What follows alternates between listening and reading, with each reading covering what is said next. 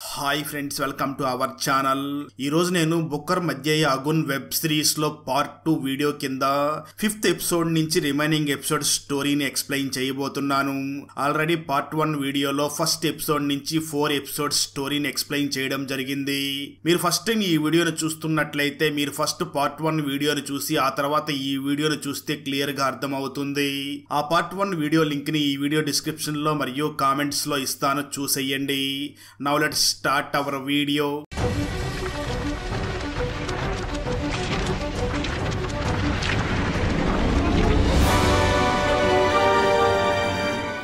ఐదవ episode starting లో అర్మాన్ తన తల్లితో గొడవపడి బయటికి వస్తూ ఉండగా అర్మాన్ తండ్రి అర్మాన్ ని తన దగ్గరికి పిలిచి ఏమైంది అని అడుగుతాడు.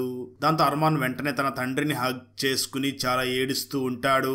అప్పుడు అర్మాన్ తండ్రి అర్మాన్ ని చూసి, నువ్వు మరీ అంత బాధపడకు, ఇదంతా నాకు ముందే తెలుసు అని అంటాడు. ఆ మాటలు విన్న అర్మాన్ మాత్రం, అంతా తెలిసి ఎందుకు ఇక్కడే ఉంటున్నావు, మీరిద్దరూ కూడా విడివిడిగా ఉండవచ్చు కదా అని అంటాడు.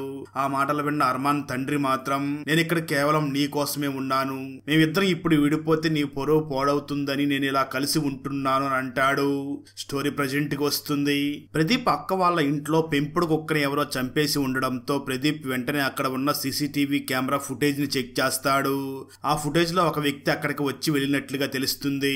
దాంతో ఆ వ్యక్తిని పరిశీలించిన ప్రదీప్ కి ఈ వ్యక్తిని ఎక్కడో చూసినట్లు ఉంది అని గుర్తు చేసుకుంటాడు. అప్పుడే ప్రదీప్ కి ఆ వ్యక్తిని పొలిటీషియన్ దగ్గర చూసినట్లుగా గుర్తు చేసుకుని వెంటనే పొలిటీషియన్ ని కలవడానికి బయలుదేరి వెళ్తాడు. నిజానికి ఈ పొలిటీషియన్ మరెవరో కాదు, ఆ అర్మాన్ మదర్ తో అక్రమ సంబంధం పెట్టుకుని ఉన్న ఆ పొలిటీషియనే. అలా ప్రదీప్ వెంటనే ఆ పొలిటీషియన్ దగ్గరికి వెళ్లి ఆ పొలిటీషియన్ కి ఒక ఫోటోని చూపించి, ఇతన్ని మీరెందుకు నా ఇంటి దగ్గరికి పంపించి నా పెంపుడు కుక్కని చంపేలాగా చేశారని అడుగుతాడు. ఆ మాటలు విన్న పొలిటీషియన్ మాత్రం, నువ్వు చెప్తున్న ఆ వ్యక్తి ఎవరో నాకు తెలియదు, నేను ఎవరిని కూడా మీ ఇంటికి కుక్కను చంపమని చెప్పి పంపించలేదు, అయినా ఈ రోజుల్లో మనుషులకే గ్యారెంటీ లేదు, కుక్కలకి ఎక్కడ గ్యారెంటీ ఉంటుంది అని అంటాడు. దాంతో ప్రదీప్ ఆ పొలిటీషియన్ ని చూసి, నేను నిన్ను ఫాలో చేస్తున్నాను అని నా ఇంట్లో కుక్కని చంపేశావు, అదే విధంగా అర్మాన్ నిన్ను ఫాలో అవుతున్నాడు అని నువ్వు అర్మాన్ ని చంపేశావా అని అంటాడు. ఆ మాటలు విన్న పొలిటీషియన్ మాత్రం, నాకు అర్మాన్ ని చంపవలసిన అవసరం ఏముంది అని అంటూ ఉంటాడు. సరిగ్గా అదే సమయంలో ప్రదీప్ కి ఆ సిబిఐ హెడ్ ఫోన్ చేస్తూ ఉంటాడు. అయినా ప్రదీప్ మాత్రం ఆ ఫోన్ ని కట్ చేస్తూ ఉంటాడు. దాంతో సిబిఐ హెడ్ ఆఫీసర్ డైరెక్ట్ గా అక్కడికి రావడంతో ప్రదీప్ వెంటనే ఆ సిబిఐ హెడ్ ని చూసి, సార్ నా ఫోన్ సైలెన్స్ లో ఉంది, అందుకే చూసుకోలేదు అని చెప్పి అక్కడి నుంచి వెళ్లిపోతాడు. కట్ చేస్తే మరో పక్క అర్మాన్ ఫ్రెండ్ అయినటువంటి రాజీవ్ ఇంట్లో ఏదో ఎతుకుతూ ఉండగా తన దగ్గరికి తన కూతురు నైనా వచ్చి, నాన్న ఏం చేస్తున్నారు అని అడుగుతుంది. రాజీవ్ మాట్లాడుతూ, నా ఫ్రెండ్ అర్మాన్ చనిపోయినప్పుడు నేను చాలా ఇన్ఫర్మేషన్ ని కలెక్ట్ చేసి పెట్టాను, దాన్నే చూస్తున్నాను అని అంటాడు. అప్పుడే అక్కడ ఒక ఫోటో పడడంతో ఆ ఫోటోని తీసి తన కూతురు నైనాకి చూపించగా ఆ ఫోటోలో అర్మాన్ నైనాని చిన్నప్పుడు ఎత్తుకుని ఉంటాడు. అది చూసిన నైనా చాలా సంతోషపడుతుంది. నైనా వెంటనే తన ఫాదర్ రాజీవ్ ని చూసి, నానా ఆ అర్మాన్ అంకుల్కి న్యాయం జరుగుతుందంటావా అని అంటుంది. దాంతో రాజీవ్ మాట్లాడుతూ, ఇప్పుడు ఆ కేసుని డీల్ చేస్తున్న పోలీస్ ఆఫీసర్ చాలా మంచివాడులా ఉన్నాడు, నిజాయితీ పరుడులాగా కనిపిస్తున్నాడు, అంటే ఖచ్చితంగా అతని ఈ కేసులో న్యాయం చేస్తాడు అని అంటూ ఉండగా అక్కడ ఒక న్యూస్ ఆర్టికల్ పడి ఉంటుంది. అది చూసిన నైనా వెంటనే తన ఫాదర్ ని చూసి, ఈ న్యూస్ ఆర్టికల్ ఏమిటి అని అడుగుతుంది. దానికి ఆ రాజీవ్ సమాధానం చెప్తూ, ఇది అప్పట్లో ఒక చాలా పెద్ద కేసు అయ్యింది, ఈ సంఘటనలో సుమి అనే ఒక అమ్మాయిని రేప్ చేశారు, ఆ సంఘటన జరిగినప్పటి నుంచి నేను ఫనాతో మాట్లాడడం లేదు, ఫనా ఒక ద్రోహి అని అంటాడు. అప్పుడు నైనా వెంటనే రాజీవ్ ని చూసి, నానా నీ దగ్గర ఉన్న ఈ ఫైల్ ఈ కేసుని ఎంక్వైరీ చేయడానికి ఏమైనా సహాయపడుతుందా అని అంటుంది. దాంతో ఆ రాజీవ్ మాట్లాడుతూ, ఆ విషయం నాకు కరెక్ట్ గా తెలియదు, కానీ నా దగ్గర ఉన్న ఇన్ఫర్మేషన్ మొత్తం పోలీసుకి ఇవ్వాలనుకుంటున్నాను అంటాడు. దాంతో నైనా, నువ్వు అవసరం లేదు, నేనే ఈ ఇన్ఫర్మేషన్ తీసుకుని వెళ్లి ఆ ప్రతాప్ కి ఇస్తాను అని చెప్పి తన నాన్న రాజీవ్ దగ్గర ఉన్న ఫైల్ ని తీసుకుని నైనా అక్కడి నుంచి వెళ్లిపోతుంది. ఆ తర్వాత రోజు నైనా డైరెక్ట్ గా సంతోష్ దగ్గరికి వెళ్లి ఆ ఫైల్ గురించి చెప్పగా సంతోష్ మాత్రం, ఇది పోలీసులకి ఇవ్వడం అంత మంచి పద్ధతి కాదు, మనం ఈ ఫైల్ ని ఆ అర్మాన్ మదర్ దగ్గరికి వెళ్లి ఇచ్చి తన ద్వారా ఒక వీడియోని రికార్డ్ చేసుకుని దాన్ని ఇంటర్నెట్ లో అప్లోడ్ చేద్దాం, దానికి మంచి వ్యూస్ వస్తాయి, అంటే చాలా చాలా మంది దాన్ని చూడడం జరుగుతుంది. అప్పుడు ఆటోమేటిక్ గా పోలీసులు కూడా దాన్ని చూస్తారు అని అంటాడు. దాంతో నైనా అలా చేయడానికి ఒప్పుకుంటుంది. వెంటనే నైనా మరియు సంతోష్ అర్మాన్ మదర్ దగ్గరకు వెళ్లి ఆ ఫైల్ ని చూపించి తన దగ్గర ఒక వీడియోని రికార్డ్ చేసుకుని నెట్ లో అప్లోడ్ చేస్తారు. ఆ వీడియోని ప్రదీప్ అర్మాన్ వాళ్ళ ఇంటి దగ్గరికి వెళ్లి దాన్ని చూస్తూ ఉంటాడు. నిజానికి ప్రదీప్ అర్మాన్ వాళ్ళ ఇంటికి అర్మాన్ వాళ్ళ ఫాదర్ ని ఎంక్వైరీ చేయడం కోసం అర్మాన్ వాళ్ళ ఇంటికి వెళ్లి అసలు ఆ రోజు రాత్రి ఏం జరిగిందో చెప్పండి అని అడుగుతాడు. ఆ రోజు నా కొడుకు ఇంట్లో నుంచి తన అమ్మతో గొడవపడి బయటికి వెళ్లిపోయాడు. సాయంత్రం ఇంటికి వచ్చి వెంటనే తను రీడింగ్ రూమ్ లోకి వెళ్లిపోయాడు. అర్ధరాత్రి సమయంలో నాకు మెలకు వచ్చి బయటకు వచ్చి ఉన్న సమయంలో అర్మాన్ మేనేజర్ అప్పుడే ఇంటికి రావడం నేను చూశాను. అది చూసిన నాకైతే ఈ సినిమా వాళ్ళు రాత్రి సమయంలో కూడా చాలా కష్టపడుతూ ఉంటారు. నెక్స్ట్ ఏం షూటింగ్ చెయ్యాలి అని డిస్కస్ చేస్తూ ఉంటారు కదా అని నేను దాన్ని ఏమీ పట్టించుకోకుండా వెళ్లి నిద్రపోవడానికి వెళుతూ ఉన్నాను. ఆ సమయంలో నా కొడుకు మరియు కోడలు ఇద్దరు కూడా ఏదో గొడవ పడుతూ ఉన్నారు. అయితే నేను ఆ విషయాన్ని కూడా పట్టించుకోకుండా వెళ్లి నా రూమ్ లో పడుకుని నిద్రపోయాను. ఆ తర్వాత రోజు మార్నింగ్ నిద్రలేచే సమయానికి నా కోడలు రీడింగ్ రూమ్ తలుపు ఓపెన్ అవ్వడం లేదు అని చెప్పడంతో నేను వెంటనే అక్కడికి వెళ్లి ఆ రీడింగ్ రూమ్ తలుపును పగలగొట్టి లోపలికి వెళ్ళగా అక్కడ నా కొడుకు ఆత్మహత్య చేసుకుని ఉరివేసుకుని ఉన్నాడు. అది చూసి నేనైతే చాలా చలించిపోయాను అని చెప్తాడు. అది మొత్తం విన్న ప్రదీప్ వెంటనే అర్మాన్ ఫాదర్ ని చూసి ఈ సంఘటన జరిగిన తర్వాత మీరు ఎప్పుడైనా మీ కొడుకు మేనేజర్ ని చూశారా అని అడుగుతాడు. దానికి అర్మాన్ ఫాదర్ మాట్లాడుతూ లేదు, ఆ సంఘటన జరిగిన తర్వాత నేను ఎప్పుడూ కూడా తన మేనేజర్ ని మళ్ళీ తిరిగి చూడలేదు అని చెప్తాడు. కట్ చేస్తే మరో పక్క ఫనా అప్పుడే ఒక కొత్త మూవీని తీసి రిలీజ్ డేట్ దగ్గర పడడంతో ప్రెస్ మీట్ కి వచ్చి ఇప్పుడు మంచి మూవీస్ ఏమీ రావడం లేదు, చాలా వైలెన్స్ మూవీలే వస్తున్నాయి, ఒకవేళ మంచి మూవీస్ వచ్చినా కూడా ఫ్లాప్ అవుతున్నాయి, అయినా నేను చాలా ధైర్యంగా ఈ రోజు ఒక మంచి మూవీని తీశాను అని అంటూ ఉంటాడు. సరిగ్గా అదే సమయంలో ఒక రిపోర్టర్ ఆ ఫనాని చూసి సార్ ఇప్పుడు గవర్నమెంట్ ఆ అర్మాన్ కేసుని అలాగే సుమీని ఎవరో రేప్ చేశారు అన్న ఆ కేసుని కూడా రీఓపెన్ చేశారు, ఈ రెండిట్లో మీకు ఇన్వాల్వ్మెంట్ ఉంది అని అందరూ అనుకుంటూ ఉంటారు, దీని గురించి మీరేమంటారు అని అంటాడు. దాంతో ఫనా విలేకరులతో మాట్లాడుతూ నాకు ఆ రెండు కేసులకి ఎటువంటి సంబంధం లేదు, ఇండస్ట్రీలో ఉన్నప్పుడు తొక్కియడానికి చాలా మంది ప్రయత్నిస్తూ ఉంటారు, నేను దీన్ని ఆ యాంగిల్లోనే చూస్తాను అని చాలా కోపంగా అక్కడి నుంచి వెళ్లి తన కారులో కూర్చుంటాడు. సరిగ్గా అదే సమయంలో షబీనా వచ్చి ఆ ఫనాని కలిసి ఫనాకి షబీనా అత్తగారు మాట్లాడుతున్నటువంటి ఆ వీడియోని చూపిస్తూ మా అత్తగారు మీడియా ముందుకు వెళ్లి ఇలా మాట్లాడుతున్నారు, నాకేం జరుగుతుందో అని భయం వేస్తుంది, ఒకసారి నువ్వు సికిందర్ తో మాట్లాడితే బాగుంటుంది అని అంటుంది. అయితే ఆ మాటలు విన్న ఫనా మాత్రం మనం ఈ విషయం గురించి సికిందర్ తో మాట్లాడితే ఎటువంటి ఉపయోగం లేదు, వీటన్నిటికీ పరిష్కారం మీ అత్తగారు నోరు ముయ్యించాలి, అందుకు నా దగ్గర ఒక ఉపాయం కూడా ఉంది, మా ఫ్రెండ్ రాజీవ్ ఉన్నాడు కదా అతని దగ్గర మీ అత్తగారు మరియు ఆ పొలిటీషియన్స్ కి సంబంధించిన కొన్ని ప్రైవేట్ ఫొటోస్ తో పాటు వీడియోస్ కూడా ఉన్నాయి, వాడి దగ్గర నుంచి ఆ ఫైల్స్ నాకు దొరికితే అప్పుడు వీళ్ళందరికీ కరెక్ట్ సమాధానం చెప్పడమే కాకుండా వీళ్ళెప్పుడూ కూడా ఇంకా మీడియా ముందు మాట్లాడకుండా చేస్తాను అని అంటాడు. కట్ చేస్తే మరో పక్క ప్రదీప్ మరియు ఆ లేడీ పోలీస్ ఆఫీసర్ అనేటువంటి గీత ఒక అడ్రస్ దగ్గరికి వెళ్లి అక్కడ ఉన్న ఒక ఇంటి డోర్ ని నాక్ చేస్తారు. అప్పుడే ఒక మహిళ డోర్ ఓపెన్ చెయ్యగా మీ పేరు సుమీనా అని అడుగుతారు. అయితే ఆ లేడీ మాత్రం కాదు అని చెప్పి వాళ్ళ మొహం మీదనే డోర్ క్లోజ్ చేసుకుని వెళ్లిపోతుంది. అప్పుడు గీత వెంటనే ఆ ప్రదీప్ ని చూసి సార్ నిజంగానే ఈ అమ్మాయి సుమీ కాదేమో, మనమే తప్పుడు అడ్రస్ కు వచ్చినట్లు ఉన్నాము అని అంటుంది.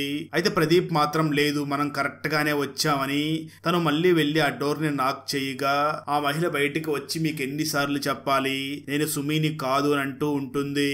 అయితే ప్రదీప్ మాత్రం ఆ మహిళని చూసి మీరెందుకు మీ ఐడెంటిటీని దాచిపెట్టేస్తున్నారు, ఇప్పుడు మేము హీరో అర్మాన్ కేసును రీఓపెన్ చేశాం, ఇదే మీకు అసలైన మంచి ఛాన్స్, ప్లీజ్ మీరు నాకు ఆ రోజు రాత్రి ఏం జరిగిందో క్లియర్ గా ఎక్స్ప్లెయిన్ చెయ్యండి అని రిక్వెస్ట్ చేస్తాడు. ఆ మాటలు విన్న ఆ మహిళ అయినా నేనే సుమి అని మీరు ఎలా కనిపెట్టారు అని అడుగుతుంది. దాంతో ప్రదీప్ సమాధానం చెప్తూ మీరు డోర్ ఓపెన్ చేయగానే మీ ఇంటి లోపల గోడ మీద హర్మాన్ ఫోటోను ఉండడం నేను చూశాను, అలాగే మా టీం చాలా కష్టపడి మీ ఇంటి అడ్రస్ ని కనిపెట్టారు అని అంటాడు. అది మొత్తం ఉన్న సుమి మాత్రం లేదు, అయినా కూడా నేను మీకు సహాయం చెయ్యను అని చెప్పి వెంటనే ఇంటి లోపలికి వెళ్లి డోర్ లాక్ చేసుకుంటుంది. కట్ చేస్తే ఆ రోజు సాయంత్రం నైనా సంతోష్ దగ్గరికి వెళ్లి తనతో మాట్లాడుతూ మనల్ని ఆ అర్మాన్ యొక్క తల్లి చాలా యూస్ చేసుకుంటుంది, మనకి ఈసారి ఏదైనా క్లూ దొరికితే ఇక మీదట ఆమె దగ్గరికి ఇవ్వకూడదు, పోలీసు దగ్గరికి ఇవ్వాలి అని చెప్తుంది. పోలీసుల దగ్గర ఇవ్వాలి, అలాగే నేను ఇచ్చిన ఫైల్ ని కూడా జాగ్రత్తగా పెట్టుకో, అది పోలీసుల దగ్గర ఇచ్చేద్దామని చెప్పి ఆ తర్వాత తన ఇంటికి వెళుతూ ఉంటుంది. అలా ఇంటి దగ్గరికి వెళ్ళగానే అప్పుడే నలుగురు వ్యక్తులు తన ఇంటి లోపల నుంచి బయట బయటికి పరిగెట్టుకుని పారిపోతూ ఉంటారు. నైనా వెంటనే తన ఇంట్లోకి వెళ్ళగా ఇంట్లో వస్తువులన్నీ కూడా చెల్లా చెదరుగా పడిపోయి ఉంటాయి. అక్కడే తన తండ్రి అయినటువంటి రాజీవ్ని కాళ్ళు చేతులు కూడా కట్టేసి ఉంటారు. దాంతో నైనా వెంటనే పోలీస్ కంప్లైంట్ ఇవ్వాలి అని స్టేషన్ కి వెళ్తుంది. అలా స్టేషన్ కి వెళ్ళిన నైనా అక్కడ ఉన్న పోలీస్ ఆఫీసర్ మిలాన్ కి జరిగిందంతా చెప్పడంతో మిలాన్ ఆ నైనాని చూసి ఖచ్చితంగా మేము ఈ విషయం గురించి ఎంక్వైరీ చేస్తాము అని చెప్తుంది. ఆ సమయంలోనే మిలాన్ మరియు మరొక పోలీస్ ఆఫీసర్ ఆ ప్రతాప్ గురించి మాట్లాడుతూ ఉండడంతో నైనా ఆ మిలాన్ ని చూసి మీరందరూ ఎందుకో అసలు ప్రతాప్ సార్ అంటే మీకు ఇష్టం లేనట్లుగా మాట్లాడుతున్నారు అని అడుగుతుంది. దాంతో మిలాన్ ఆ నైనాని చూసి నేను నీకు ఒక విషయం చెప్తాను, మరి ఎక్కడా చెప్పొద్దు అని చెప్పి మిలాన్ జరిగింది చెప్పడం మొదలు పెడతాడు. ఒకరోజు ప్రదీప్ వాళ్ళ అక్క హస్బెండ్ ని కొంతమంది బంధించి ఉంటారు. దాంతో ప్రదీప్ వాళ్ళ అక్క హస్బెండ్ ని కాపాడడం కోసం ప్రదీప్ అక్కడికి వెళ్తాడు.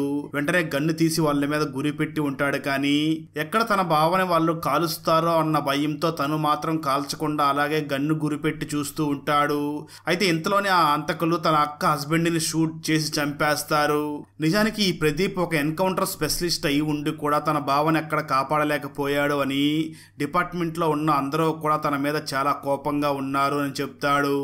స్టోరీ ప్రెజెంట్ కి వస్తుంది. అక్కడతో 5వ ఎపిసోడ్ కూడా పూర్తవుతుంది. 6వ ఎపిసోడ్ స్టార్టింగ్ లో అర్మాన్ మరియు స్వప్న ఇద్దరు కూడా ఒక బెడ్ మీద పడుకుని ఉండగా ఆ సమయంలో అర్మాన్ స్వప్నతో మాట్లాడుతూ నేను చిన్నతనంలో చాలా హ్యాపీగా ఉండేవాడిని, మా ఇంటి మీద ఉన్న పావురాలతో చాలా ఆనందంగా గడుపుతూ ఉండేవాడిని, అలాంటిది ఇప్పుడు ఇంటికి వెళ్ళాలంటేనే చాలా అసహ్యం వేస్తుంది, నా వైఫ్ తోనో లేదా మా అమ్మతోనో ఏదో ఒక గొడవ జరుగుతూనే ఉంటుంది, అసలు నేను ఆ ఇంటికి వెళ్ళాలనిపించడం లేదు, నిజం చెప్పాలంటే అసలు నాకు బ్రతకాలనే అనిపించడం లేదు అని అంటాడు.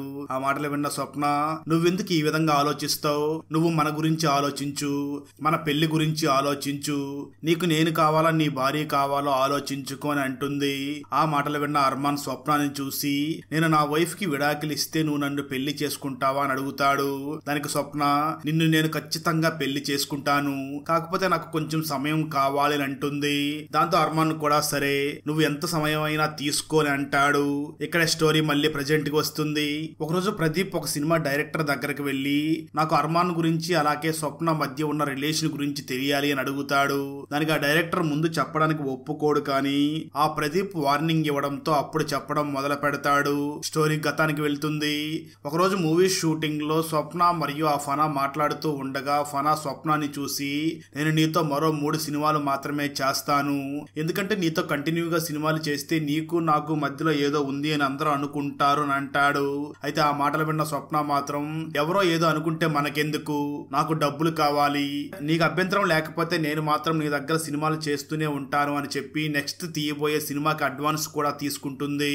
సరిగ్గా అదే సమయంలో సబీనా అక్కడికి వచ్చి నువ్వు మా ఆయన్ని వలలో వేసుకున్నావు, ఇప్పుడు ఈ ఫనాను కూడా వలలో వేసుకోబోతున్నావా అని అడుగుతుంది. దాంతో స్వప్న కూడా ఏమీ తగ్గకుండా అసలు మీ ఆయన నీ దగ్గర బ్రతకలేకపోతున్నాడు, నీ దగ్గరే ఉంటే త్వరలోనే చనిపోయేలాగా ఉన్నాడు అని తిడుతుంది. ఇంకా నీ దగ్గరే ఉంటే తన తొందరలోనే చనిపోయేలాగా ఉన్నాడు అని అంటూ ఉండడంతో ఫనా వెంటనే ఇక్కడ గొడవ చేయడం మంచిది కాదు అని షబీనాని పక్కకి తీసుకుని వెళ్లిపోతాడు. కట్ చేస్తే స్టోరీ ప్రెజెంట్ కి వస్తుంది. హాస్పిటల్లో ట్రీట్మెంట్ తీసుకుంటున్న స్వప్న కూడా తన గతాన్ని గుర్తు చేసుకుని చాలా బాధపడుతూ ఉంటుంది. మరో పక్క ఈ ప్రదీప్ కి స్టోరీ చెప్తున్న ఆ డైరెక్టర్ మరొక సంఘటన గురించి కూడా చెప్పడం మొదలు పెడతాడు. సార్ ఒకరోజు మూవీ షూటింగ్ లో భాగంగా అర్మాన్ మరియు ఈ స్వప్న మీద ఒక లవ్ సీన్ ఉంది. ఆ సీన్ లో అయితే ఇద్దరు కూడా డైరెక్టర్ కట్ చెప్పిన ఆగకుండా వాళ్ళ మనసులో ఉన్న భావాలన్నింటినీ కూడా చెప్తూ ఉన్నారు, ఇది నా కళ్ళతో చూశాను అని అంటాడు.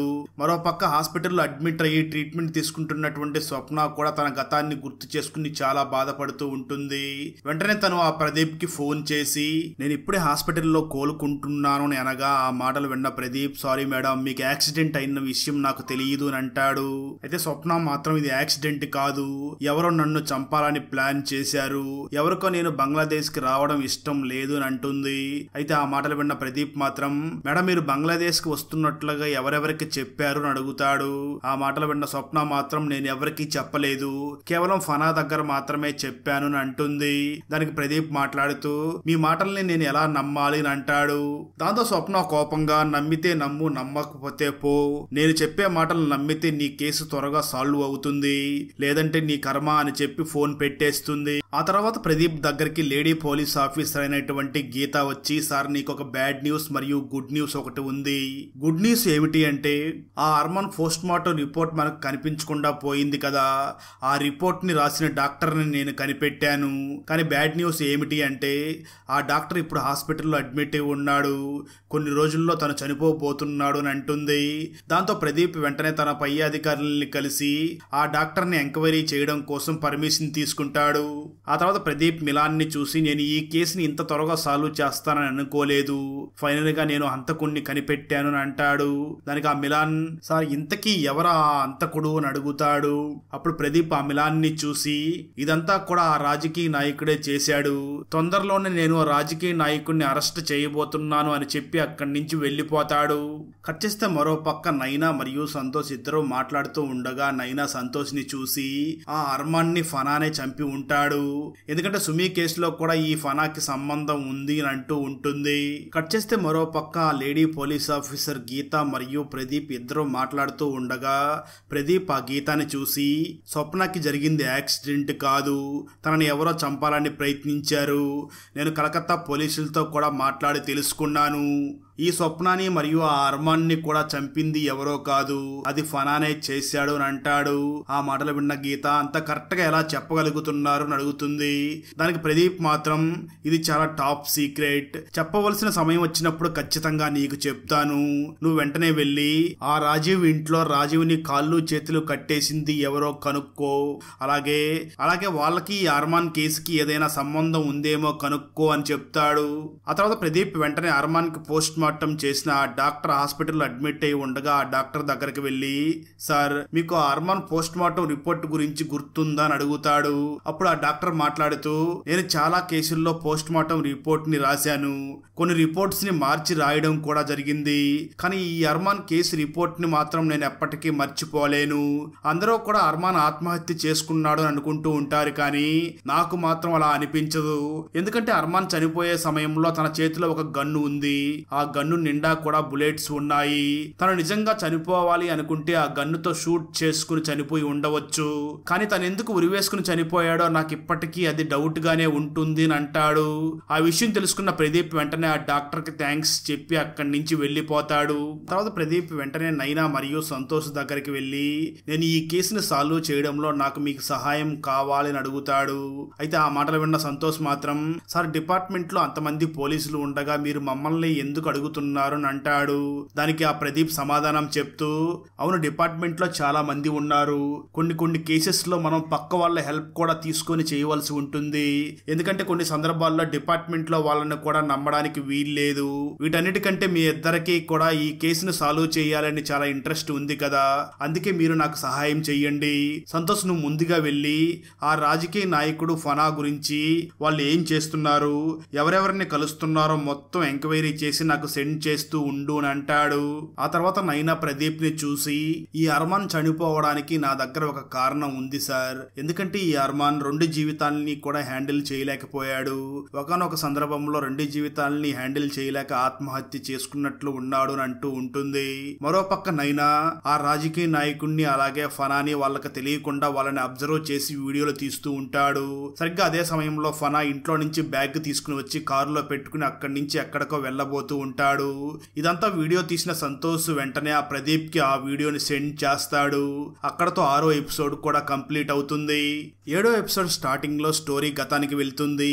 ఒకరోజు అర్మాన్ ఇంటికి మల్లెపూలు తీసుకుని వచ్చి షబీనాకి ఇవ్వగా షబీనా ఆశ్చర్యపోతూ నువ్వు నిజంగానే ఈ మల్లెపూలు నా కోసం తీసుకుని వచ్చావా అని అడుగుతుంది. దాంతో అర్మాన్ నేను ఈ మల్లెపూలు నీ కోసం తీసుకురాకపోతే ఇంకెవరి కోసం తీసుకొస్తాను అని అంటూ ఉంటాడు. సరిగ్గా అదే సమయంలో మళ్ళీ ఆ అర్మాన్ కి ఫోన్ కాల్ రావడంతో అర్మాన్ ఆ ఫోన్ కాల్ ని కట్ చేస్తాడు. అప్పుడు షబీనా అర్మాన్ని చూసి నీకు ఏదైనా పని ఉంటే పని మొత్తం బయటే చూసుకునిరా, ఇంటికి వచ్చిన తర్వాత మాత్రం నాతో ఎక్కువ సమయాన్ని గడుపు అని చెప్పి అక్కడి నుంచి చిరాకు పడి ఇంట్లోకి వెళ్ళి పడుకుంటుంది. స్టోరీ ప్రజెంట్కి వస్తుంది. ప్రదీప్ వెంటనే ఆ లేడీ పోలీస్ ఆఫీసర్ గీతాని చూసి నువ్వేనా ఆ ఫనాకి ఇన్ఫార్మర్వి, నేను ఆ ఫనాని అరెస్ట్ చేయబోతున్నట్లుగా నీ దగ్గర మాత్రమే చెప్పాను, ఇప్పుడు ఆ ఫనా ఇంటి నుంచి వెళ్ళిపోబోతున్నాడు, నువ్వేనా తనకి ఇన్ఫార్మర్ గా వర్క్ చేస్తున్నావు అని అంటాడు. అయితే ఆ మాటలు విన్న గీత మాత్రం లేదు నేను అలాంటి పని ఎందుకు చేస్తాను, నేను పోలీస్ డిపార్ట్మెంట్ లో నిజాయితీగా పని చేస్తున్నాను అని అంటుంది. అయితే పక్కనే ఉన్న మిలాన్ గీతాని చూసి గీత నువ్వు ఎవరి దగ్గరైనా మాట్లాడావేమో దీని గురించి, ఒకసారి గుర్తు చేసుకోని అంటాడు. అయితే గీత మాత్రం నేను ఈ విషయం ఎవరి దగ్గర చెప్పలేదు అని అంటూ ఉంటుంది. దాంతో ఆ ప్రదీప్ చాలా కోప్పడుతూ మీరెవరో నాకు సహాయం చేయకపోయినా నేను అంతకుణ్ణి పట్టుకుంటాను అని చెప్పి అక్కడి నుంచి వెళ్ళిపోతాడు. ఇక్కడ స్టోరీ గతానికి వెళ్తుంది. అర్మాన్ ఆ స్వప్న వాళ్ళ ఇంటికి ఫోన్ చేయగా అక్కడ పని మనిషి ఫోన్ లిఫ్ట్ చేసి మాట్లాడుతూ సార్ స్వప్న మేడం ఇప్పుడే ఫనా గారితో బయటికి వెళ్ళింది అని చెప్తుంది. దాంతో అర్మాన్ చాలా అప్సెట్ అవుతాడు. స్టోరీ ప్రెజెంట్ కి వస్తుంది. ఆ తర్వాత ప్రదీప్ మరియు మిలాన్ ఇద్దరు మాట్లాడుతూ ఉండగా అప్పుడే వాళ్ళ దగ్గరికి సుమి వచ్చి ఆ ప్రదీప్ ని చూసి సార్ నాకు చిన్నప్పటి నుంచి కూడా మూవీలో యాక్టింగ్ చెయ్యాలి అని ఒక కోరిక ఉండేది. అలాంటి సమయంలోనే మా ఫ్రెండ్ ఫనా నెంబర్ ఇచ్చి అతను ఒకసారి మీట్ అవ్వమని చెప్పాడు. నేను ఫనాని కలవగా ఈ రోజు పార్టీ ఇస్తున్నాను, మీరు ఆ పార్టీకి రండి మాట్లాడదాము అని అన్నాడు అని అంటుంది. ఇక్కడ స్టోరీ గతానికి వెళ్తుంది. అలా ఆ రోజు ఫనా పార్టీ ఇస్తూ ఉండగా అక్కడికి చాలా మంది వస్తూ ఉంటారు. సుమి కూడా అక్కడికి అర్మాన్ కూడా వస్తున్నాడు. అర్మాన్ తో కలిసి మాట్లాడొచ్చు అని తను కూడా రెడీ అయ్యి ఆ పార్టీకి వెళ్తుంది. కొంత సమయానికి అర్మాన్ పార్టీ దగ్గరికి రావడంతో అక్కడ ఉన్న అమ్మాయిలందరూ కూడా అర్మాన్ ని చుట్టుముట్టి తన దగ్గర ఆటోగ్రాఫ్లు సెల్ఫీలు తీసుకుంటూ ఉంటారు. ఇదంతా కూడా పక్క నుంచి చూస్తున్నటువంటి ఆ ఫనా వీడు నా వల్ల సినిమాల్లోకి వచ్చాడు, కానీ ఇప్పుడు అమ్మాయిలందరూ కూడా వాడి చుట్టే తిరుగుతున్నారు, మనల్ని ఎవరో పట్టించుకోరు అని అనుకుంటూ పక్కనే ఉంటాడు. సరిగ్గా అదే సమయంలో సుమి కూడా అర్మాన్ తో మాట్లాడడానికి తన దగ్గరికి వెళ్తూ ఉంటుంది. అర్మాన్ ఆ పార్టీకి తన వైఫ్ అయినటువంటి షబీనాని కూడా తీసుకుని వచ్చి ఉండడంతో షబీనా కూడా కొంచెం పక్కకి వెళ్లి మనల్ని ఎవరో పట్టించుకోరు అన్నట్లుగా తను కూడా కొంచెం ఫీల్ అవుతూ ఉంటుంది. సరిగ్గా అదే సమయంలో సికిందర్ అక్కడికి వచ్చి షబీనాని చూసి ఏంటి మేడం మీరు డెసిషన్ తీసుకున్నారా, మీరు ఓకే అంటే ప్రొడ్యూస్ చేయడానికి నేను రెడీ, స్క్రిప్ట్ కూడా రెడీగా ఉంది అంటూ ఆ షబీనాతో బాగా క్లోజ్ గా మాట్లాడుతూ ఉంటాడు. సరిగ్గా అదే సమయంలో సుమి ఆ అర్మాన్ దగ్గరికి వెళ్లి మాట్లాడబోతూ ఉండగా అప్పుడే అర్మాన్ వెనక్కి తిరిగి షబీనాని చూడగా ఆ సమయంలో సికిందర్ షబీనాని టచ్ చేసి మాట్లాడుతూ ఉండడంతో అర్మాన్ డైరెక్ట్ గా సికిందర్ దగ్గరికి వెళ్లి తన వైఫ్ ని టచ్ చేసి మాట్లాడుతున్నటువంటి ఆ సికిందర్ ని కొట్టి తన వైఫ్ ని అక్కడి నుంచి తీసుకుని వెళ్లిపోతాడు. దాంతో అందరి ముందు సికిందర్ ని కొట్టడంతో సికిందర్ చాలా అవమానంగా ఫీల్ అవుతూ ఉంటాడు. కట్ చేస్తే ఆ తర్వాత రోజు మార్నింగ్ సుమి నిద్ర లేవగా తనని ఫనా మరియు ఆ సికిందర్ ఇద్దరు కూడా చాలా ఘోరంగా అత్యాచారం చేసినట్లుగా తనకి అర్థమవుతుంది. దాంతో తను చాలా ఏడుస్తూ నాకు అర్మాన్ ముందుగానే చెప్పాడు, అయినా వినకుండా రాత్రి ఇక్కడే ఉండి మందు తాగాను, మీరు నన్ను రేప్ చేస్తారా, మీ ఇద్దరి గురించి నేను పోలీస్ కంప్లైంట్ ఇస్తాను అని అంటుంది. స్టోరీ ప్రెజెంట్ కి వస్తుంది. ఆ సుమి ప్రదీప్ ని చూసి నేను పోలీస్ కంప్లైంట్ ఇవ్వడానికి వెళ్ళినా ఎవరో కూడా నా దగ్గర నుంచి కంప్లైంట్ తీసుకోలేదు అని అంటుంది. ఆ మాటలు విన్న ప్రదీప్ సరే వాళ్ళు నీకు చేసిన ఈ అన్యాయం గురించి బయటికి ఎలా వచ్చింది, ఈ న్యూస్ బయటికి ఎలా వచ్చింది అని అడుగుతాడు. దానికి సుమి మాట్లాడుతూ నా మాటల్ని ఎవ్వరో కూడా నమ్మలేదు, అప్పుడే ఒక జర్నలిస్ట్ నేను చెప్పే మాటల్ని నమ్మి దాని మీద ఇన్వెస్టిగేషన్ చేసి పేపర్లో వేశాడు, అప్పుడే ఈ విషయం అంతా కూడా బయటికి తెలిసింది అని అంటుంది. కట్ చేస్తే మరో పక్క ఫనా సికిందర్ కి ఫోన్ చేసి ఆ పోలీస్ ఆఫీసర్ ప్రదీప్ చాలా రకరకాలుగా వెతుకుతున్నాడు, నాకు చాలా భయంగా ఉంది, నువ్వు నీ ప్రైవేట్ ఫ్లైట్ ని పంపిస్తే నేను నీ దగ్గరికి వచ్చేస్తాను అని అంటాడు. అయితే ఆ మాటలు విన్న సికిందర్ మాత్రం ఆ పోలీస్ నిండు పట్టుకోవడం కాదు, నువ్వే వాళ్ళకి దొరికిపోయేలాగా ఉన్నావు అని ఫోన్ కట్ చేయడంతో ఆ ఫనా చాలా బాధపడుతూ ఉంటాడు. సరిగ్గా అదే సమయంలో ఫనా దగ్గరికి ఆ ప్రదీప్ వచ్చి తనని అరెస్ట్ చేసి స్టేషన్ కి తీసుకుని వెళ్లి ఆ ఫనాని చాలా తీవ్రంగా కొడుతూ నువ్వు సెలబ్రిటీ అన్న విషయం కూడా నేను పట్టించుకోను, నిన్ను చంపే వరకైనా నేను సిద్ధంగానే ఉంటాను, టైం వేస్ట్ చేయకుండా నిజాన్ని చెప్పు అని అంటాడు. దాంతో అప్పుడు ఫనా నిజం చెప్పడం కోసం ఒప్పుకుంటాడు. స్టోరీ గతానికి వెళ్తుంది. ఒకరోజు ఫనా స్వప్న దగ్గరికి వెళ్లి రా మనిద్దరం బయటికి వెళ్దామని అంటాడు. అయితే ఆ మాటలు విన్న స్వప్న మాత్రం నేను రాను, నువ్వు నా దగ్గర నుంచి వెంటనే ఇక్కడి నుంచి వెళ్ళిపో, లేదంటే నేను అర్మాన్ కి ఫోన్ చేసి చెప్తాను అని అంటుంది.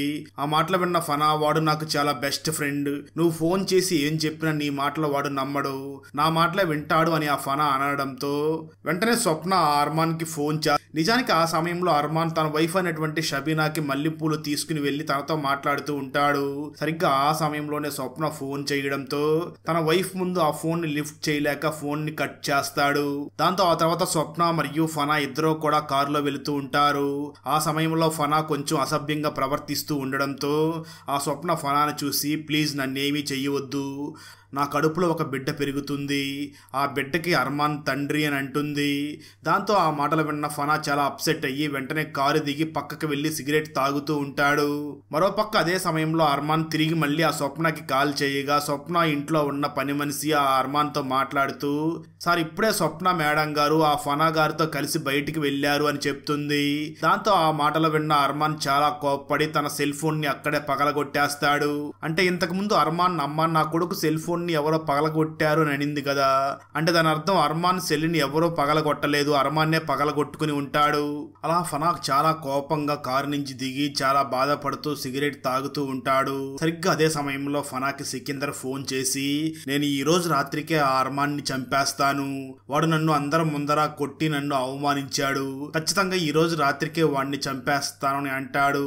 దాంతో ఆ మాటలో విన్న ఫనా అసలు వీడికి ఏమైంది, సడన్ గా ఫోన్ చేసి ఇలా అంటున్నాడు ఏమిటి అని వెంటనే ఆ ఫనా తన మేనేజర్ కి ఫోన్ చేయగా తన మేనేజర్ మాట్లాడుతూ, నేను ఇప్పుడే ఇంటి వరకు దాదాపుగా వచ్చేసాను, తిరిగి నేను ఎక్కడికి రాలేను అని చెప్పి తను కూడా ఫోన్ కట్ చేస్తాడు. అలా జరిగింది మొత్తం ఫనా ఆ ప్రదీప్ కి చెప్తూ, సార్ నాకు ఇదే తెలుసు, ఇంతకు మించి మీరు నన్ను కొట్టినా చంపినా నాకు మాత్రం ఏమీ తెలియదు అని అంటాడు. ఆ తర్వాత ప్రదీప్ ఇంటికి తిరిగి రాగా అక్కడికి రాజకీయ నాయకుడు వచ్చి ప్రదీప్ అక్క ఇంట్లో ఏదైతే కుక్క చనిపోయిందో సేమ్ అలాంటి కుక్కనే తీసుకుని వచ్చి ఇచ్చి ఉంటాడు.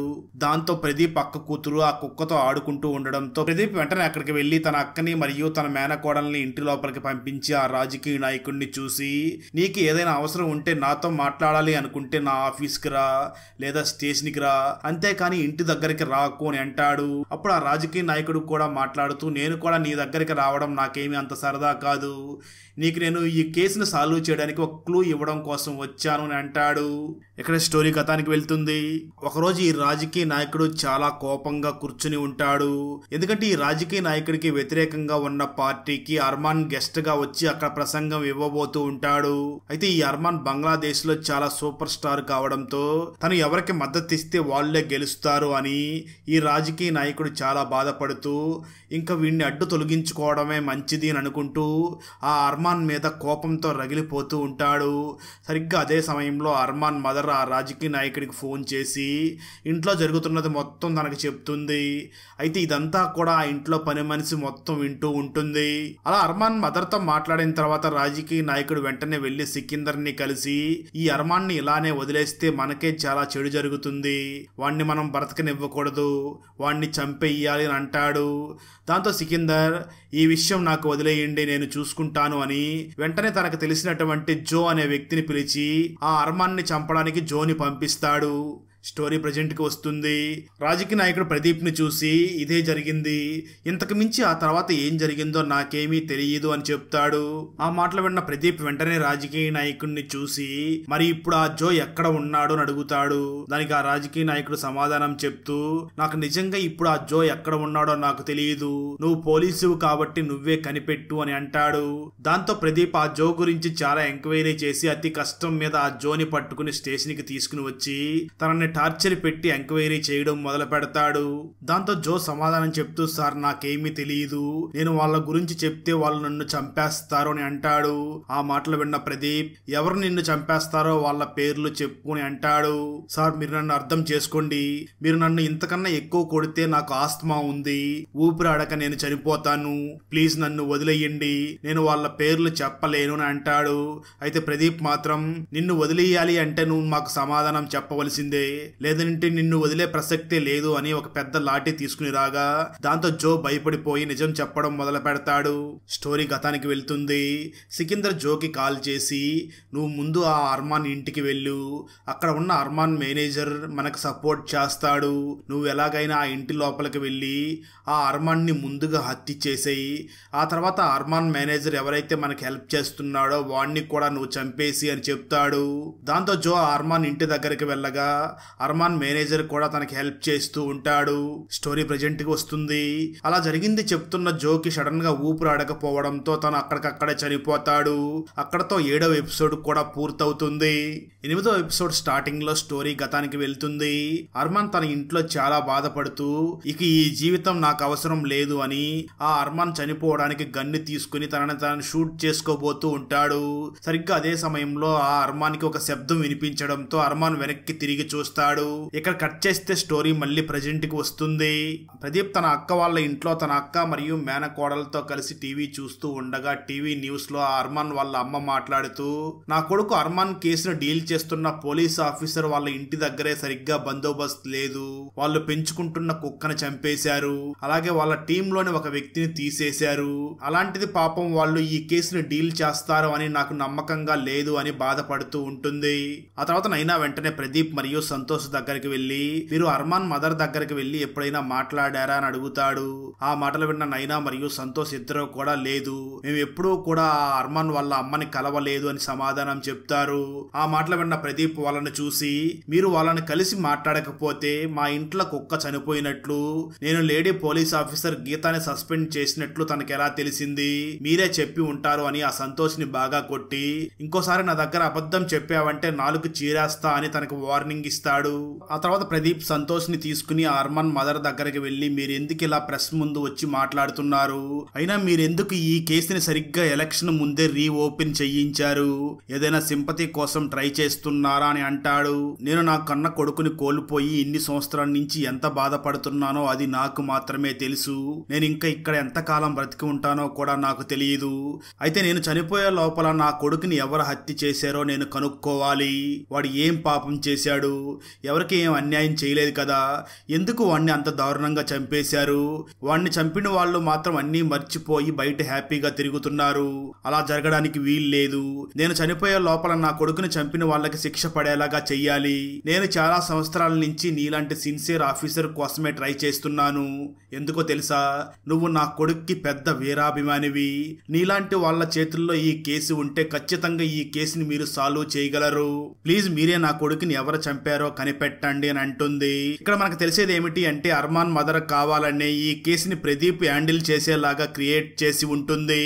అంటే తన వీడియో రికార్డ్ చేసి దాన్ని నెట్ లో అప్లోడ్ చేసి ఉండడంతో అది చాలా వైరల్ అయ్యి మళ్ళీ ఈ కేసుని రీఓపెన్ చేసి ఉంటారు. కట్ చేస్తే మరో పక్క షబీనా తన ఇంట్లో నిద్రపోతూ ఉండగా అక్కడికి ఎవరో వచ్చి తన మీద అటాక్ చేస్తూ ఉంటారు. మరో పక్క సిబిఐ పై అధికారి ప్రదీప్ ని అలాగే ఆ మిలాన్ ని లేడీ పోలీస్ ఆఫీసర్ అయినటువంటి గీతాని కూడా అక్కడికి పిలుస్తాడు.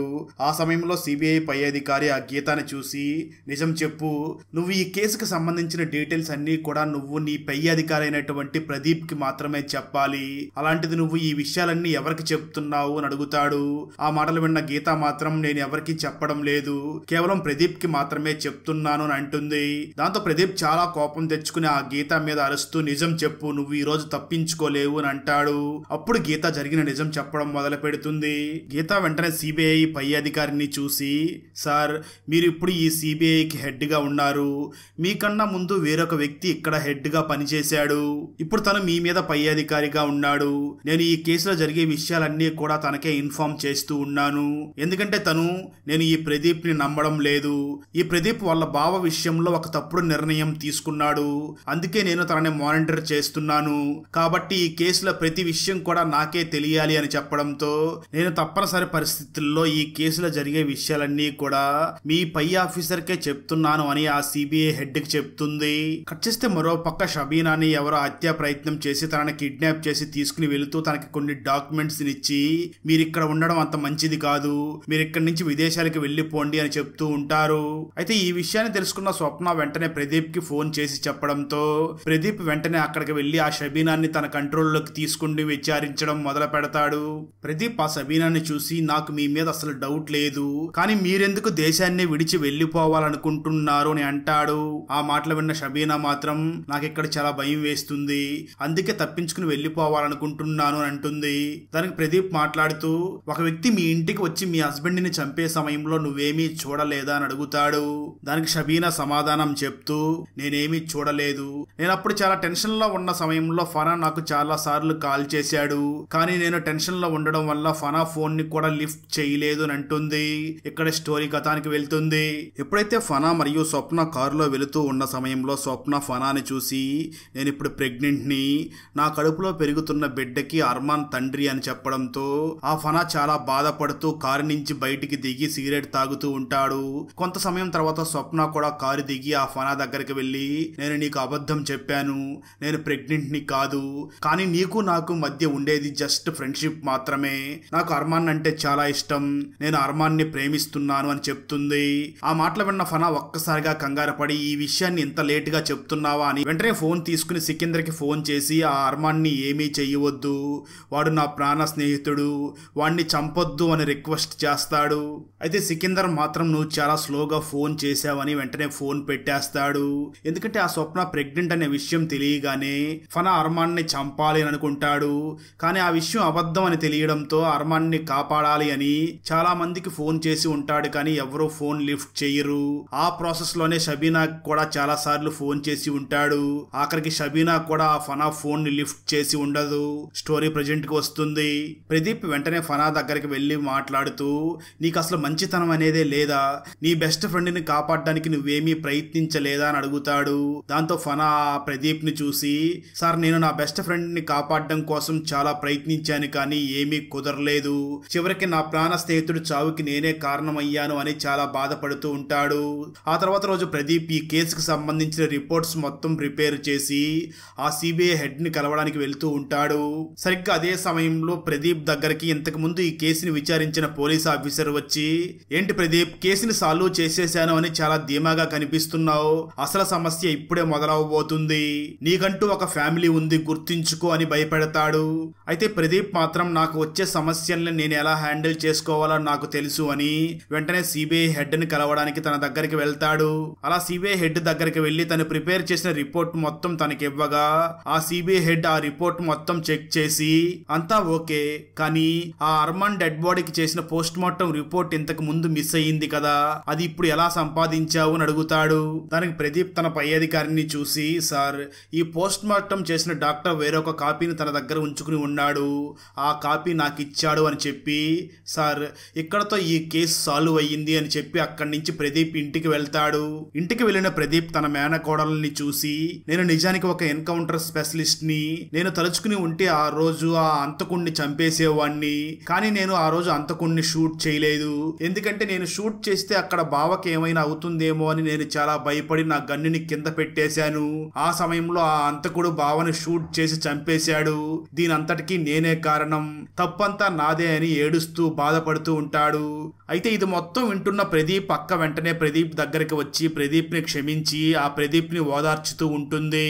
ఆ తర్వాత ప్రదీప్ వెంటనే తన రూమ్ లోకి వెళ్లి కూర్చుని తన చిన్నప్పుడు తనకిష్టమైన నటుడైనటువంటి అర్మాన్ దగ్గర ఆటోగ్రాఫ్ తీసుకుని ఉంటాడు. దాన్ని చూస్తూ చాలా ఫీల్ అవుతూ ఉంటాడు. అప్పుడే ప్రదీప్ కి ఆ అర్మాన్ కంటికి కనిపించడం మొదలవుతుంది. ఆ అర్మాన్ ప్రదీప్ ని చూసి, నువ్వైనా నీ ఫ్యామిలీ దగ్గర అన్ని నిజాలు చెప్పి నీ బరువు బాధ్యతలు మొత్తం తగ్గించుకున్నావు, కానీ నాకు అలా కాదు, నేను చెప్పుకోవడానికి ఎవరో మనుషులు లేక నా మనసులోనే బాధనంతా దాచుకుని చివరికి నేను చనిపోయాను అని అంటాడు.